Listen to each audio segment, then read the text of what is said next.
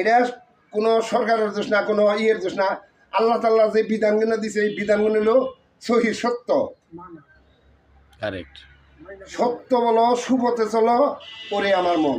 আমি যদি আপনি যদি চলি, কোনো কেউ কিচ্ছু নেই এর মধ্যে। এর মধ্যে এর চেয়ে বড় আর কিছু নাই। আল্লাহ যে বাণীগুলো দিছে প্রত্যেকটা বাণীর মধ্যে সত্য। অনামনে আমারও ঠকাবার চেষ্টা করবেন না, এই ঠকের বেলায় আপনি পড়বেন। আবু জেহেল মারবার নিকে হযরত মুহাম্মদ সাল্লাল্লাহু আলাইহি সাল্লাম রে কুয়া খুঁজলো তারা মারবার নিকে। এই কুয়ার মধ্যে যে হে নিজেই করে ফেললো। এটা কার? সব আল্লাহর ইশারা।